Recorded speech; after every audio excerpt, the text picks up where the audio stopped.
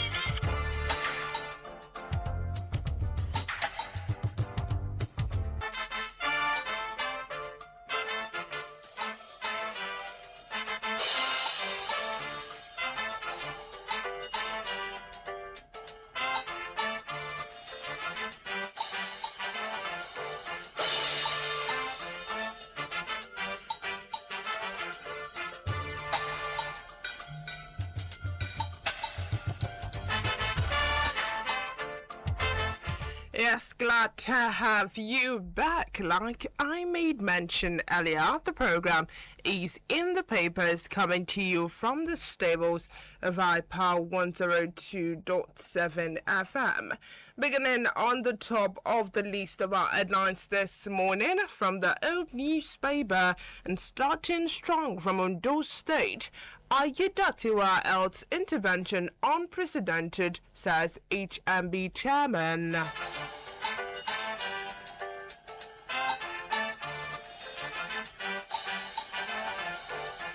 Yeah, still in Ondo State, Ondo adopts digital survey records, target paperless land administration.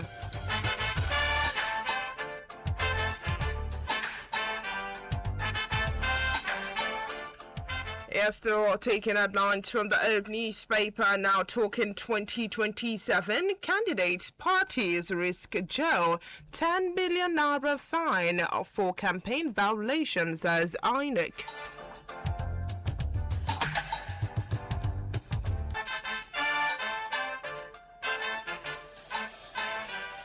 And now to the Premium Times newspaper. FTSE Russell to reclassify Nigeria into frontier market status.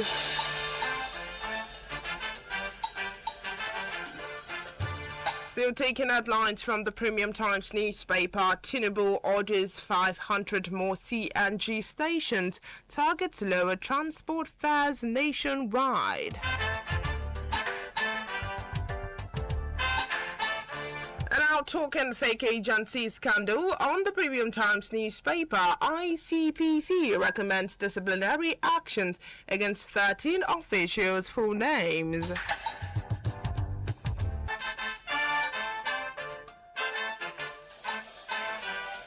Yeah, still on the Premium Times newspaper, old workers allegedly attempts selling employer's child, says NAPTIP.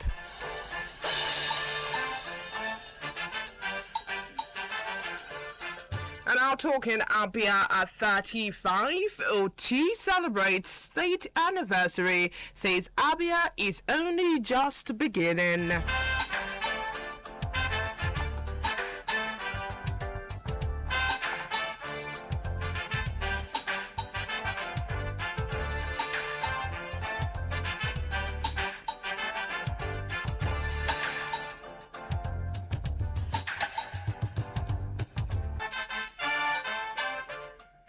And now to the Vanguard newspaper talking NFF crisis. Tinubu orders comprehensive reform of Nigerian football.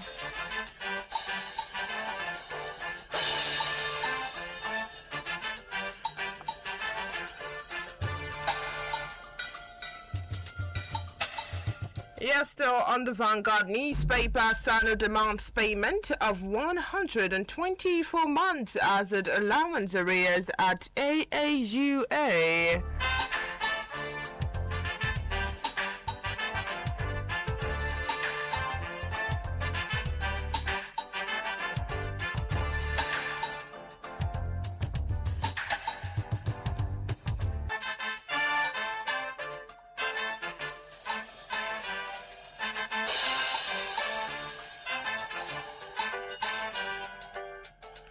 Yes, still on the Vanguard newspaper, federal government unveil 5-year plan to curb alcohol-related harm. And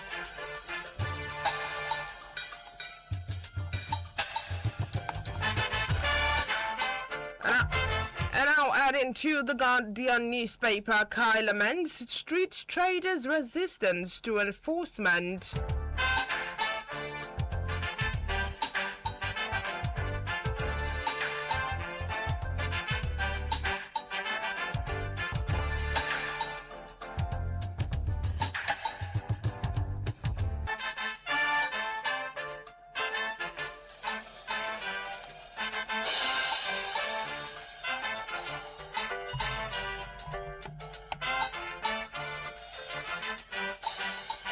And now I take a flight to the Sun newspaper. U.S. to pull 200 troops from Nigeria after major ISIS operation.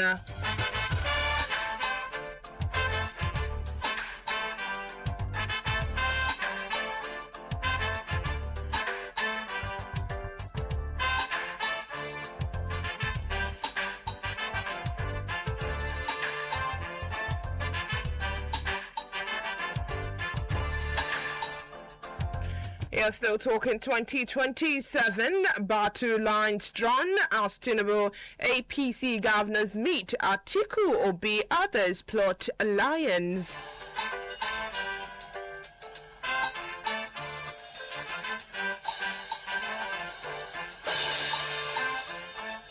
And now to the Punch newspaper, WAEC resort crisis worsens as officials alleges irregularities, glitches.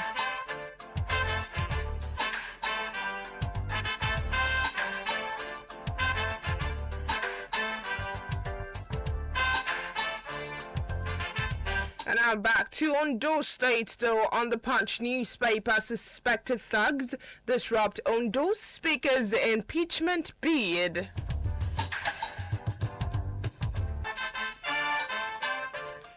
Still taking news from the Punch newspaper, talking 2027, APC opposition clash over federal government's $1 billion household palliative.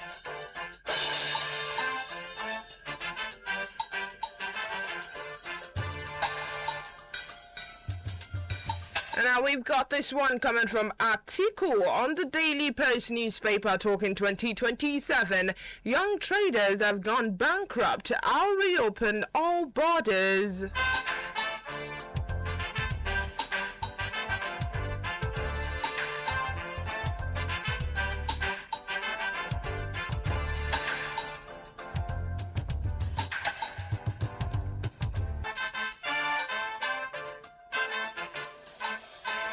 Yes, now heading over to Nasarawa, SAC prosecute them. Governor Sule orders oversale of donated items by hospital.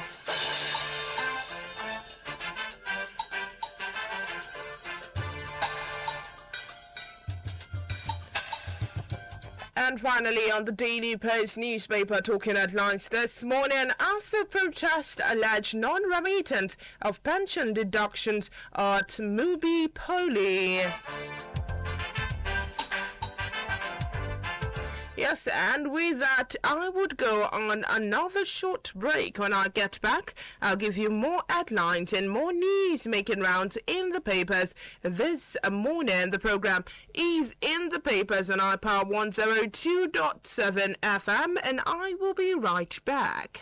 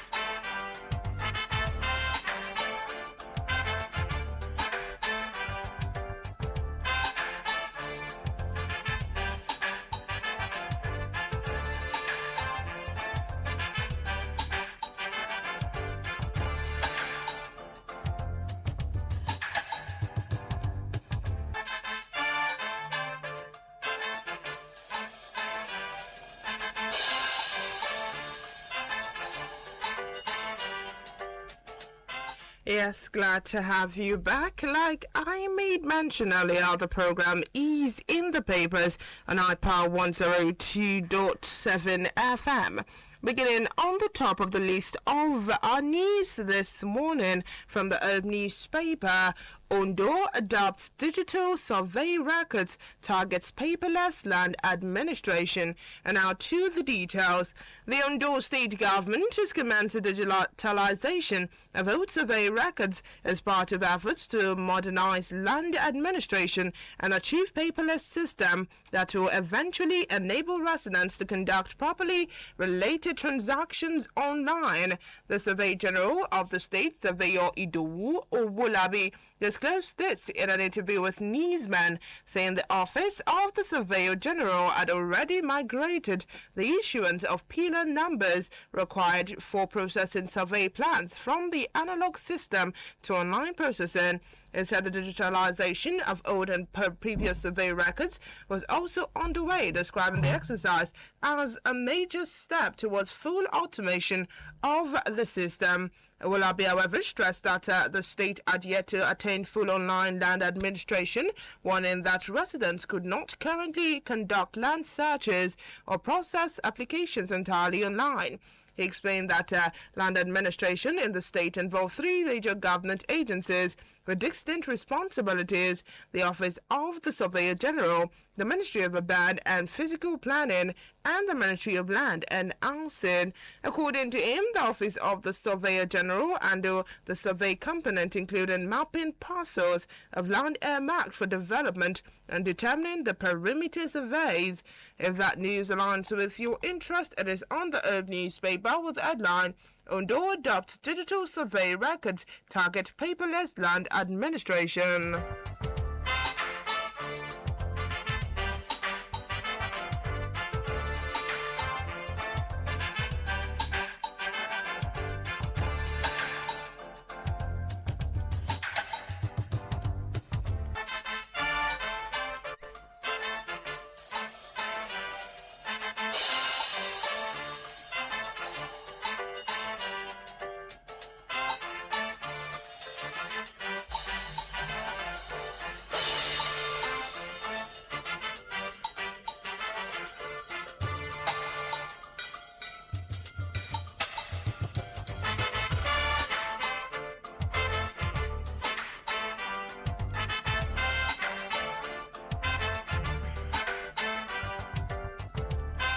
Yeah, still taking news from the Herb newspaper, talking 2027.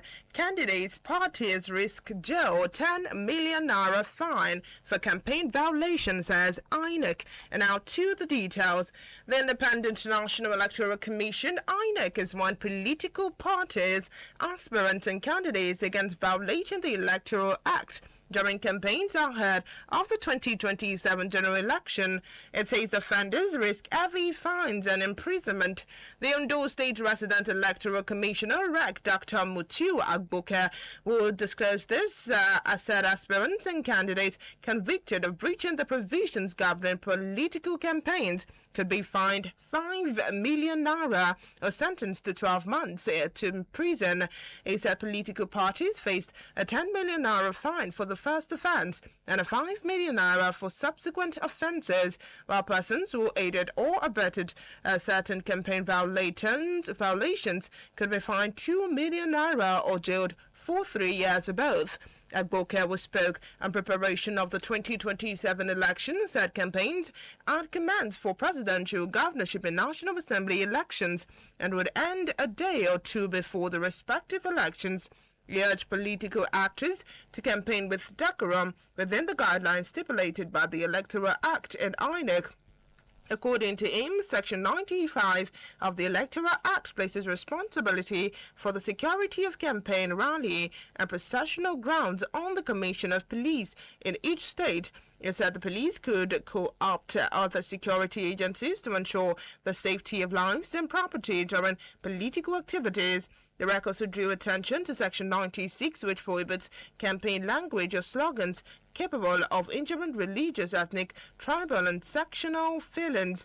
It said abusive, slanderous, or base languages, as well as insinuations and innuendos designed to provoke violent reactions, were equally prohibited. Agboke further warned that religious worship centers, police stations, and public offices must not be used for political campaign rallies or processions to promote, propagate, or attack political parties, candidates, or their programs. He added that masquerades were prohibited from being used by political parties, aspirants, and candidates during campaigns. The REC also criticized the use of musicians to dissuade political opponents at campaign grounds, saying such conduct should not form part of political activities. Agboke urged political parties and candidates to familiarize themselves with the provision of the Electoral Act, comply with them, stressing that any party that violated the laws would not be worthy of being called a political party. If that news aligns with your interest, it is on the Herb newspaper with the headline 2027 candidates. Parties risk jail, 10 million naira fine for campaign violation, says INEC.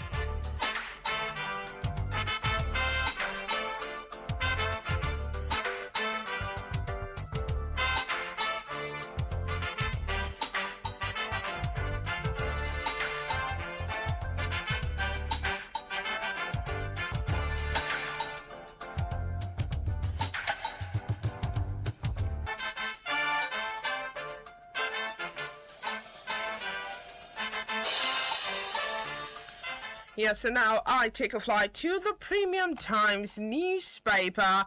Tinubu orders 500 more CNG stations, targets lower transport fares nationwide. And now to the details.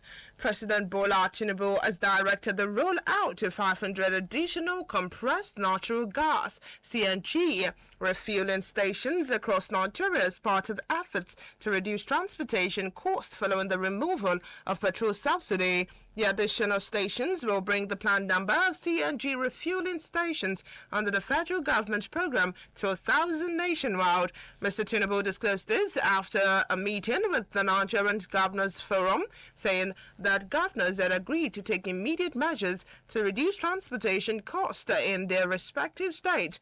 They said the focus would be on expanding the use of CNG in electric vehicles, particularly for interstate transportation, where Nigerians have continued to bear the brunt of rising fares.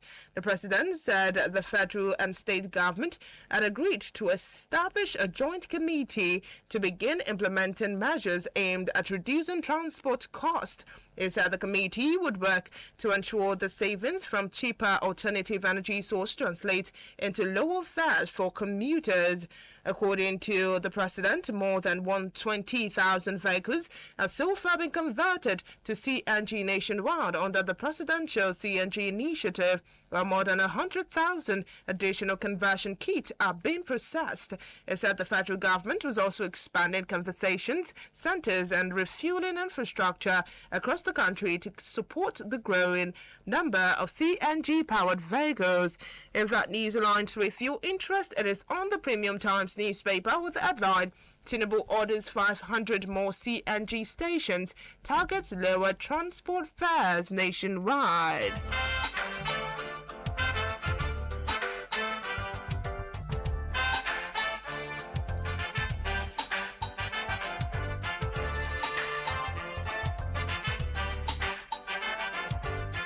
Yeah, still taking headlines from the Premium Times, talking fake agency scandal. ICPC recommends disciplinary action against 13 officials. And now to the details. The Independent Corrupt Practices and Other Related Offences Commission, ICPC, has recommended administrative action against 13 public officials over their roles in the scandal involving the illegal Presidential Foreign Intervention Promotion Council, PFIPC. The recommendation is contained in an ICPC investigation report examining our organization, which was not established by valid legal instrument, gained access to government office, financial system, and other administrative privileges. The Commission also recommended the prosecution of Adeyemi, the man who presented himself as the Director General of the PFIPC, for forgery, impersonation, making false statement in public offices, and criminal misrepresentation. The recommendation offers a fresh indication of how deeply the purported agencies penetrated the federal bureaucracy before the presidency eventually disowned it.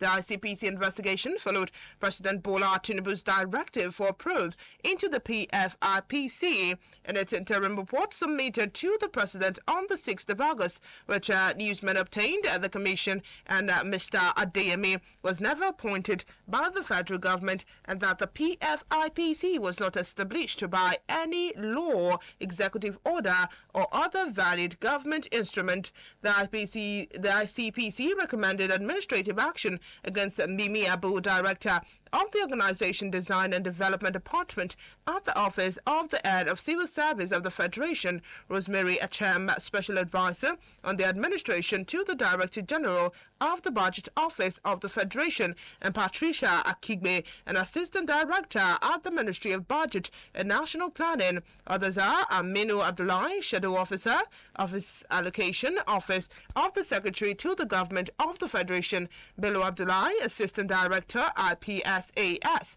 National Chart of Account, Consolidated Accounts Department, Office of the Accountant General of the Federation, Sani Olupumi, Director, Inspectorate Department, OAGF, and Joshua Kadiri Luka, Director, Consolidated Accounts Department, OAGF, and a host of others.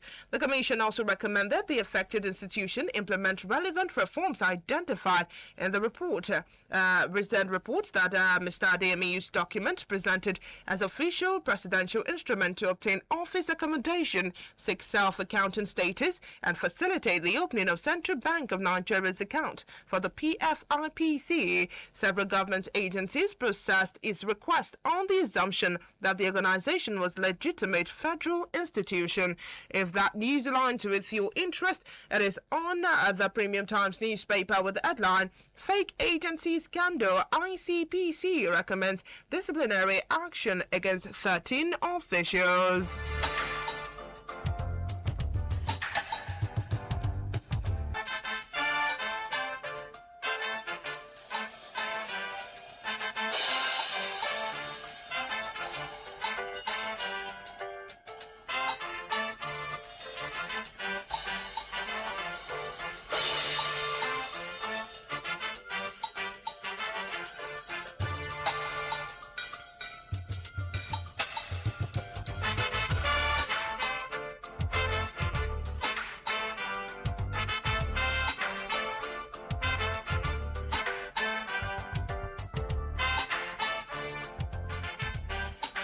Yeah, still on the Premium Times newspaper, old workers allegedly attempt selling employer's child, says NAPTIP. And now to the details.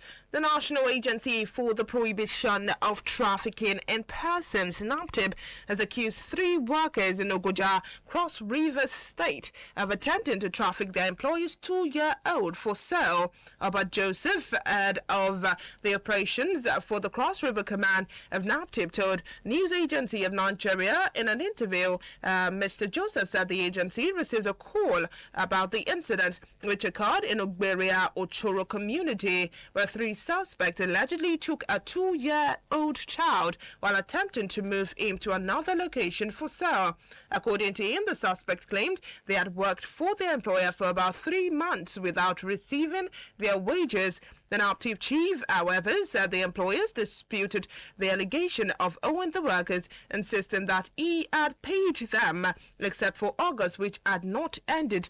He noted that suspects were apprehended after a farmer returning from the farm noticed the suspicious movement with the child. Mr. Joseph said investigations were ongoing, adding that the agency would prosecute the suspect after concluding its investigation. He said a major issue was the disparity in the suspect's age, with the community documenting them as 18, 19, and 27. The suspects, however, told NAPTIP they were 16, 17, and 25, prompting the agency to seek their parents' assistance to establish their actual ages. Mr. Joseph said if their ages were confirmed as stated, they would be treated as children in conflict with the law, potentially affecting how the court would undo the case. He stressed, however, that regardless of their ages, the attempted trafficking of a 2-year-old child remained established, while the investigation would determine the appropriate prosecution process. If that news aligns with your interest, it is on the Premium Times newspaper with the headline, "Old workers allegedly attempt to sell employer's child," says NAPTIP.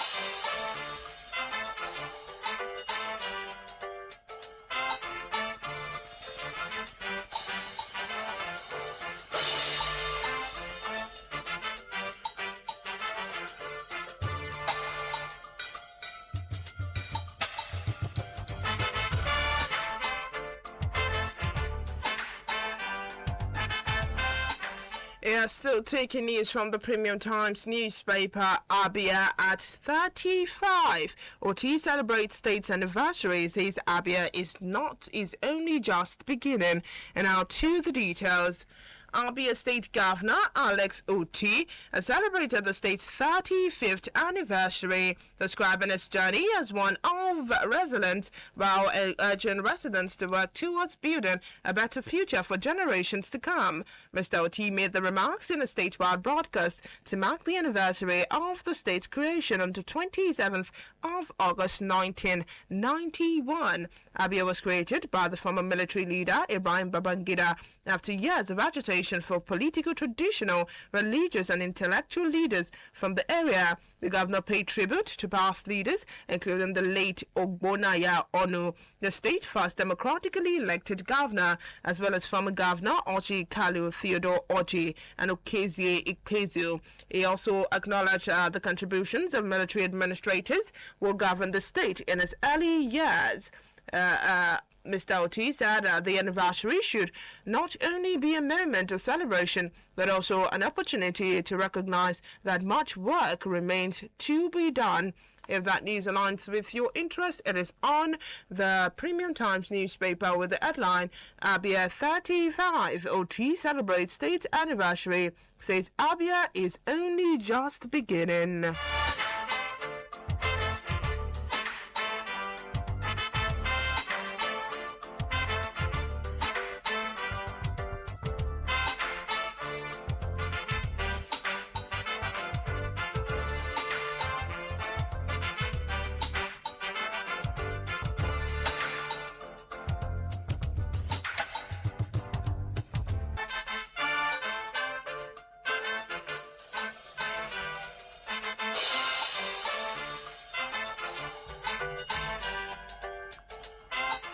Yes, the program you are still onto is in the papers on iPower 102.7 FM.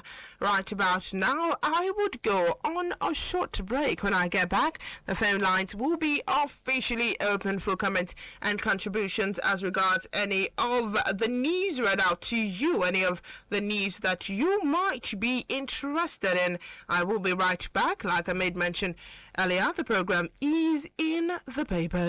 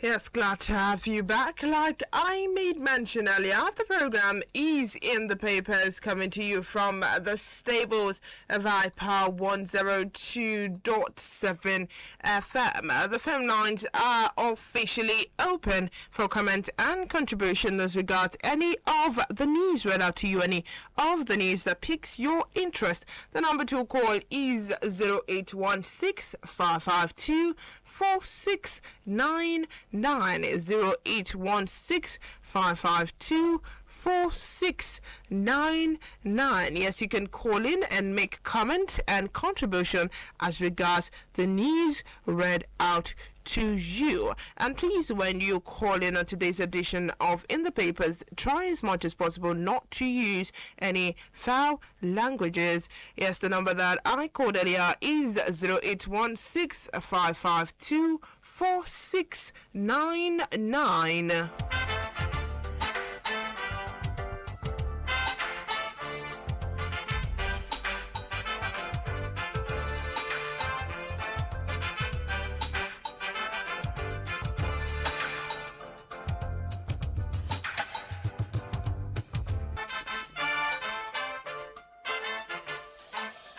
Yes, heading straight to the Guardian newspaper. We've got this from Lagos. Car element street traders resistance to enforcement. And now to the details.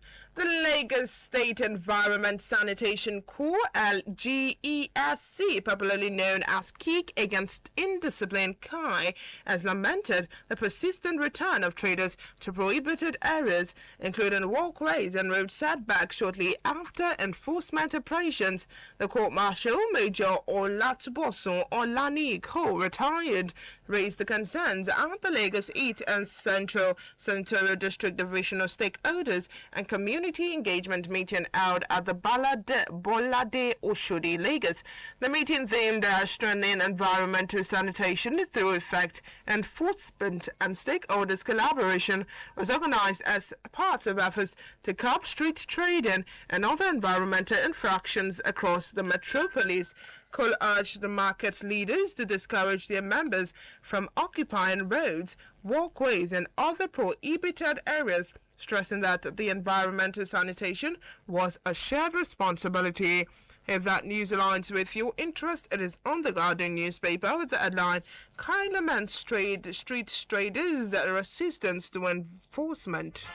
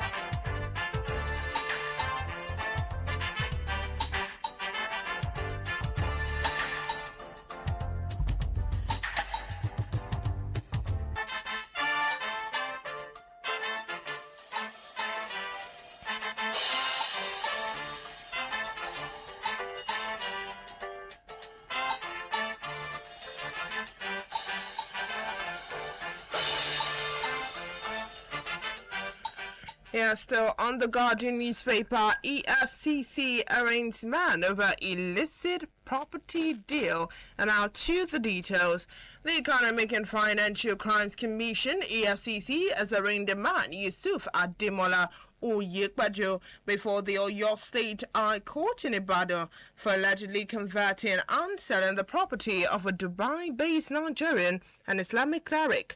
Oyekbajo was arraigned alongside his two companies, Al-Wajiz International Nigerian Limited, Ain Homes and Property Limited, on a 6-count charge bordering on forgery, uttering of documents, stealing by conversion, and obtaining money under false pretense. The FCC alleged that Oyekbajo defrauded Fastisa Amidu Bayonle in of 13.69 million naira and properties including a house in Oludo area of Ibadan. According to the prosecution, the two met through a WhatsApp group created for Muslims to promote Islam teachings, where they both served as tutors. The FCC said their relationship became complicated in 2018 when Oyekbajo sought Bayonle financial assistance to secure accommodation for himself and his newly married wife in Ibadan. Bayonle, who had relocated to the United Arab Emirates, reportedly allowed Oyekbajo to temporarily occupy his unoccupied house at number 3, Road 7, Ikumapai, area of Olodo, Ibadan. The commission alleged that after taking possession of the house, Oyekbajo, who had presented himself as the property developer, persuaded Bayonle to send him money to purchase land and develop another property on his behalf. The prosecution told the court that Bayonle subsequently transferred 8 million naira to Oyekbajo for the proposed land purchase and development. However, instead of using the money for the intended purpose, the EFCC alleged that Oyekbajo forged a transfer agreement purportedly between himself and Bayonle and used it to sell the house he had been allowed to occupy temporarily to his companies. The commission further alleged that Oyekbajo converted the proceeds of the transaction to his personal use and failed to fulfill his promise to purchase land and develop another house for Bayonle. If that leaves aligns with your interest, it is on the Guardian newspaper with the headline, EFCC arraigns man over illicit property deal.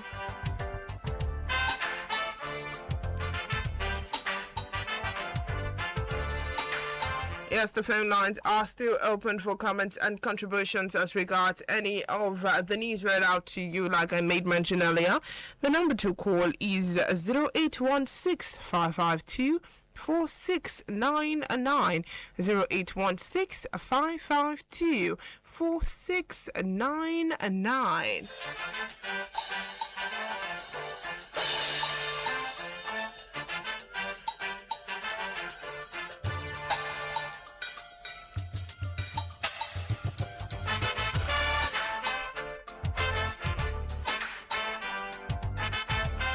And now to the Punch newspaper. Wyack Resort crisis worsens as officials alleges irregularities, glitches. And now to the details. The crisis surrounding the recently released West African Examination Council 2026 results for school candidates are stiffened following the allegation of glitches and irregularities by officials of the examination body. The head of the examination at Wyack office covering the Anambra, Olarinwaju Fadahun, made the allegation in a now viral video claiming that candidates who sought the computer-based version of the examination were particularly affected. Fadahun alleged that the problem were noticeable around the release of the result, which he said it was initially expected to be announced between the 3rd of August and the 5th of August 2026, adding that Wyack had traditionally released results on Monday. It said obviously there was a problem because the press was eagerly waiting on Monday, the scheduled date. There was a need to quickly do some last-minute adjustments. Something was wrong. According to him, the alleged last-minute adjustment affected candidates was that the computer-based examination, particularly in the subjects including mathematics, English, and Igbo. He also explained the concerns over reports that some candidates from the southeast performed poorly in Igbo, despite the subject being widely spoken in the region. Fadeon said schools that invested heavily in computer-based examination facilities were also affected, alleging that some spent over 60 million naira establishing the facilities in anticipation of transition to CBT.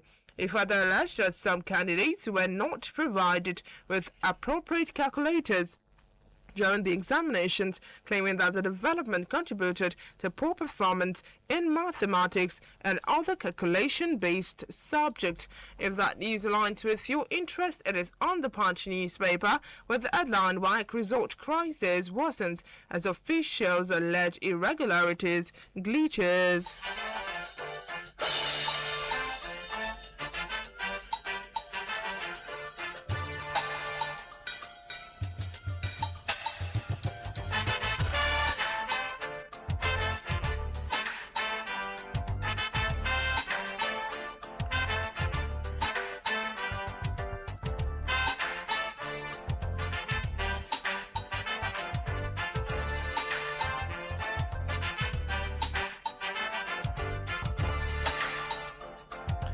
Yes, and now back to Ondo State. Suspected thugs disrupt Ondo Speaker's impeachment bid. And now to the details. Members of the Ondo State House of Assembly held a parliamentary meeting as part of moves to impeach the Speaker, Olamide Oladiji. However, the lawmaker planned to carry out the impeachment on the floor of the House was unsuccessful following the appearance of three unknown men alleged to be political thugs at the Assembly complex. It was gathered that it took the intervention of policemen for the state command to drive the men out of the complex. The legislator, however, continued with the parliamentary meeting on the premises of the Assembly complex. One of the legislators who spoke on condition of anonymity said the meeting was strategic and centered on the removal of the Speaker, adding that the man is gone already.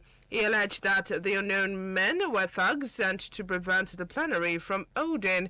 He, the embattled Speaker, sent thugs to the Assembly to attack us, but he was disappointed. We sent them out, but we did not hold plenary again, but we will still meet to impeach him. The Assembly had been engulfed in crisis in the past few weeks, with 21 of its 26 members reportedly signing a notice for the Speaker's impeachment over allegations of financial misconduct.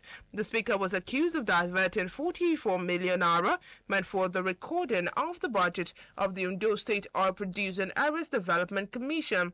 Consequently, the aggrieved lawmaker gave the Speaker a deadline to resign or face impeachment on the floor of the House. However, the impeachment move was stalled following interventions by Governor Lucky Ayedatiwa and the leadership of the All Progressive Congress.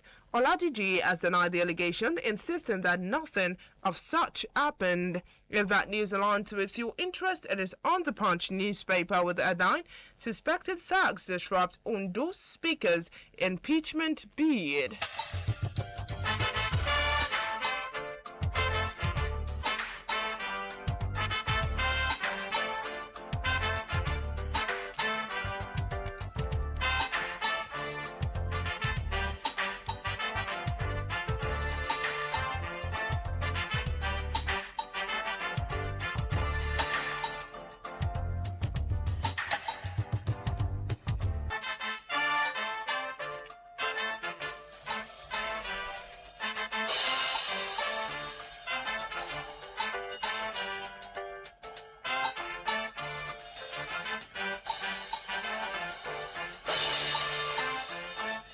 Yes, the phone lines are still open for comment and contribution as regards any of the news that has been read out to you, so you can call in.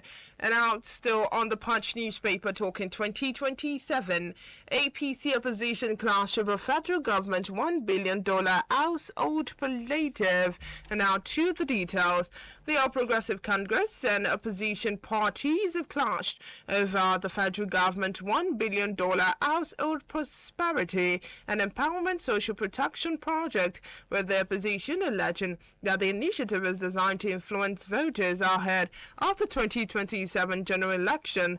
The opposition parties, including the African Democratic Congress and National Democratic Congress, questioned the timing of the program, which was launched in Abuja amid growing political activities ahead of the election. If that news aligns with your interest, it is on the Punch newspaper with the headline 2027 APC opposition clash over federal government $1 billion household palliative. We've got a caller there.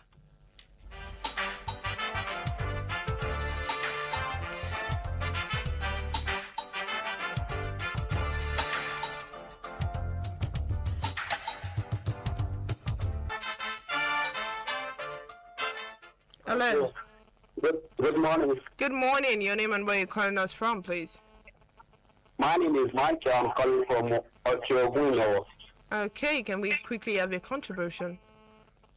Yeah, I just want to say that about the House of Assembly at Akure. Okay. I'm begging the Speaker and other the House members to just settle the issue amicably. And I don't want what happened in the state to happen in the state. Okay. We should just settle the issue amicably within the self. Hello, are you still there? I'm there. Okay, you were saying? So that's what I can say. That was my take on the program. Okay, thank you very much for that. Thank you very much. All right, thank you. Yeah.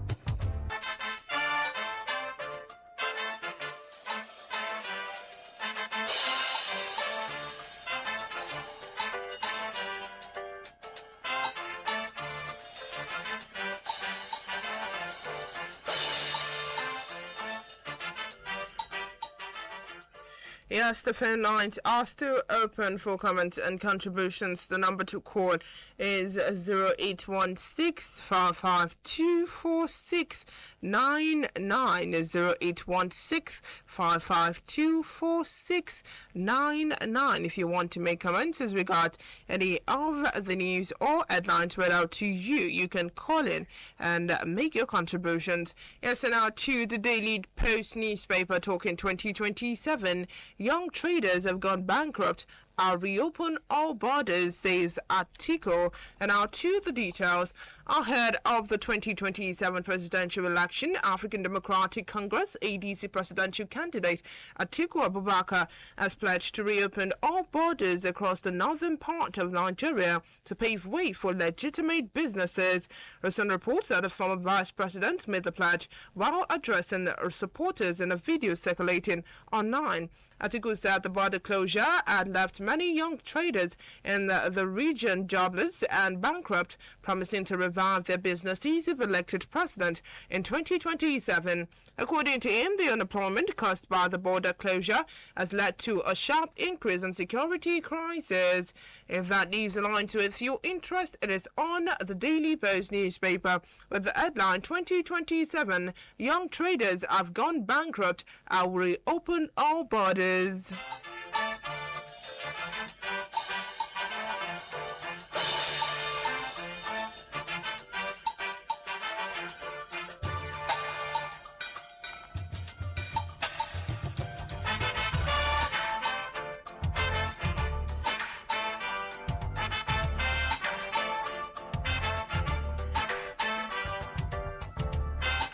Yes, and now quickly on the Sun newspaper, U.S. to pull 200 troops from Nigeria after major ISIS operation. And now to the details.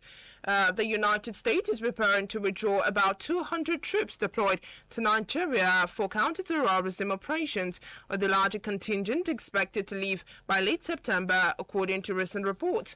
American and Nigerian officials told the publication that the deployment, though relatively small, produced significant results in the fight against Islamist militants.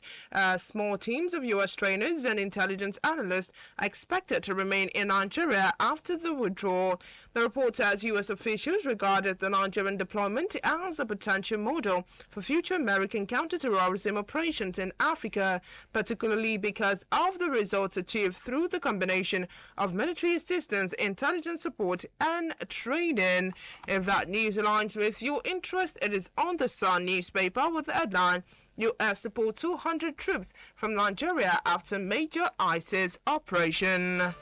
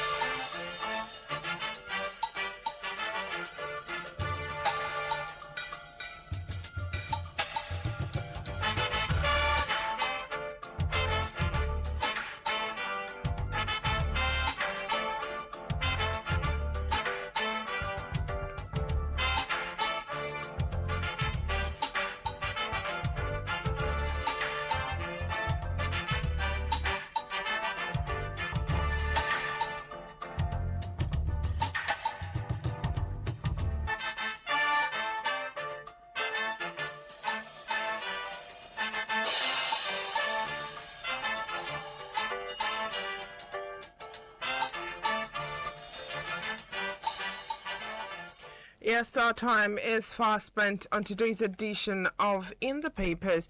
And right about now, I would call it a wrap on today's edition of the program. I sincerely hope this review has kept you informed of conversations making round in the papers this morning. Until next time, stay tuned to iPower 102.7 FM for